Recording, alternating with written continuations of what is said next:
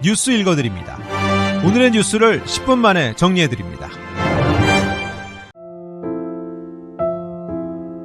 어제 벤츄라 카운티에서 발생한 산불이 빠르게 확산되면서 피해도 커지고 있습니다. 마운틴 파이어로 명명된 산불은 소미스 지역에서 발생했고 산타에나 강풍으로 소방은 진화에 어려움을 겪고 있는 가운데 현재까지 1만 4천 에이커를 태웠으며 10여 채의 주택도 전소된 것으로 나타났습니다. 현재까지 진화율은 0%입니다. 소방은 무업팍, 카말리오 하이, 산타폴라 지역엔 산불 피해가 우려되며 1만 명의 주민들에겐 강제 대피 명령이 내려졌다고 밝혔습니다. 공화당 대선 후보였던 도널드 트럼프 전 대통령이 47대 대통령으로 당선된 가운데 공화당이 백악관과 연방 상하원을 모두 장악하는 이른바 레드 스위프가 현실화하고 있습니다. CNN에 따르면 공화당은 연방 상원의 확보 의석수를 52석으로 늘리며 다수당의 자리를 확고히 했습니다. 트럼프 2기 국정 운영에 탄력이 붙을 것으로 전망된다. 민주당은 44석을 확보했습니다. 연방하원은 아직 개표가 완료되지 않았으며 일부 선거구는 최종 결과가 발표되기까지 며칠, 길게는 몇 주가 걸릴 전망입니다. 그러나 하원 공화당뿐만 아니라 민주당 내부에서도 하원의 공화당 승리를 의심하지 않고 있다고 CNN은 전했습니다. 도널드 트럼프 당선인의 예상 외 압승 이후로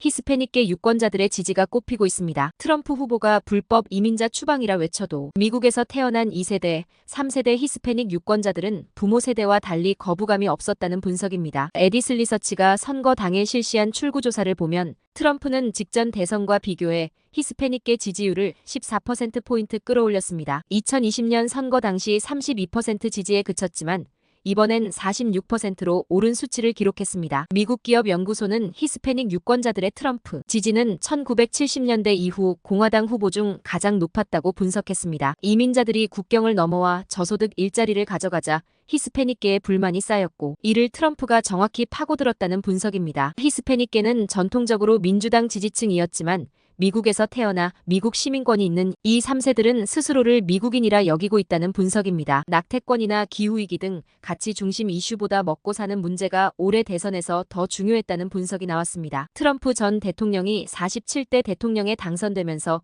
멕시코와 접한 미국 남부 국경이 붐비고 있습니다. 이민자의 엄격한 트럼프 취임 이전에 국경을 넘으려는 목적인데 바이든 행정부는 비상계획 마련에 나섰습니다. 알레한드로 마요르카스 연방국 토안보부 장관이 세관국 경보호국, 이민세관단속국 국장과 화상회의를 열었다고 보도했습니다. 이 회의에선 트럼프가 당선될 경우 미국으로 월경 시도가 급증할 가능성에 대비하는 비상계획이 논의됐다고 전해졌습니다. 연방국 토안보부는 미국으로 들어온 이민자가 아직 급증하지 않았다고 밝혔습니다. 하지만 트럼프 당선인의 내년 1월 20일 취임 전까지 약 3개월을 마지막 기회로 보는 이민자들이 늘어날 전망입니다. 대선 이전부터 미국 멕시코 접경지로 향하는 이민자 캐러밴 행렬이 잇따라 출발한 것으로 알려졌습니다. 한국 뉴스입니다. 윤석열 대통령은 김건희 여사가 신중하게 처신하지 못해 국민께 걱정을 끼쳐드린 건 무조건 잘못이라고 사과했습니다. 다만 김 여사가 국정에 관여하지 않았으며 선거 과정 등에서 자신을 도운 것뿐이라며 답장을 대신 보낸 일까지 공개했습니다. 윤 대통령은 검찰총장 때부터 자신을 타깃으로 하는 것이지만 아내에 대해 침소봉대에 없는 것까지 만들어 악마화시킨 것도 있다고 말했습니다. 윤석열 대통령은 명태균 씨와 관련된 의혹들에 대해서는 전면 부인했습니다. 윤 대통령은 명태균 씨 공천 개입 의혹 질문에 대해 지난 2022년 5월 당선인 시절 명 씨와 통화한 사실은 인정했지만 공천 개입 같은 부적절한 일은 없었다고 강조했습니다. 명 씨에게 언급했던 공관위 관계자가 누군지 대통령 취임 뒤 명 씨와 연락했는지에 대해서는 즉답하지 않았습니다. 한편 윤석열 대통령의 기자회견에서 대해서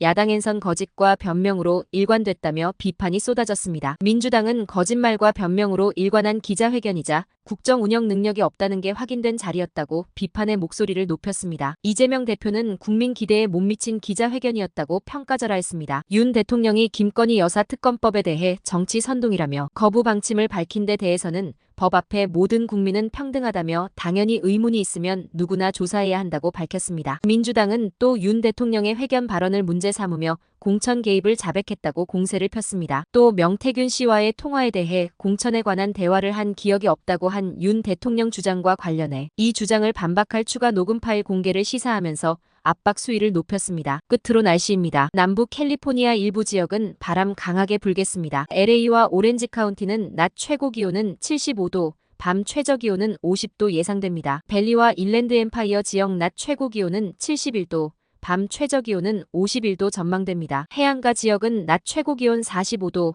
밤 최저기온 18도 예상됩니다. 산간 지역 낮 최고기온은 45도, 밤 최저기온은 18도, 사막 지역은 낮 최고기온은 64도, 밤 최저기온은 36도 전망됩니다. 오늘의 뉴스 읽어드렸습니다. 고맙습니다.